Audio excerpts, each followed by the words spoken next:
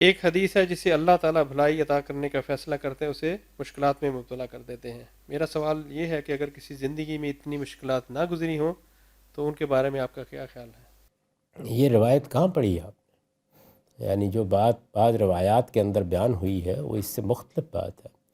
وہ تو یہ ہے کہ بعض اوقات بندہ مومن کے لیے کوئی تکلیف، کوئی بیماری یا کوئی اس طرح کی چیز جب اللہ کی طرف سے آتی ہے تو وہ اس کے لیے بھلائی کا ذریعہ بن جاتی ہے.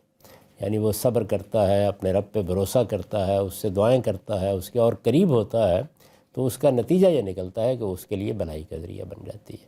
اس کا یہ مطلب نہیں ہے اور نہ یہ بات کہی گئی ہے. یہ غالباً کسی ایسی جگہ سے لے لی گئی ہے جہاں پوری بات بیان نہیں ہوئی تھی. یہ بات نہیں کہی گئی کہ اللہ جب بھلائی کا ارادہ کرتا ہے تب مشکلات عائد کرتا ہے. اللہ تعالیٰ صبر کا امتحان بھی کر رہا ہے، شکر کا امتحان بھی کر رہا ہے، دے کر بھی امتحان کر رہا ہے، لے کر بھی امتحان کر رہا ہے. البتہ جب کوئی تکلیف آئے، مصیبت آئے، تو ہم مسلمانوں سے اللہ تعالیٰ نے یہ توقع کی ہے کہ ہم صبر سے کام لیں گے، اس پر بھروسہ رکھیں گے، اس کے قریب ہوں گے، دنیا میں جو علم ہم کو دیا گیا اس کے لحاظ سے دنیاوی تدبیر کریں گے اور اللہ سے بھی دعا کریں گے.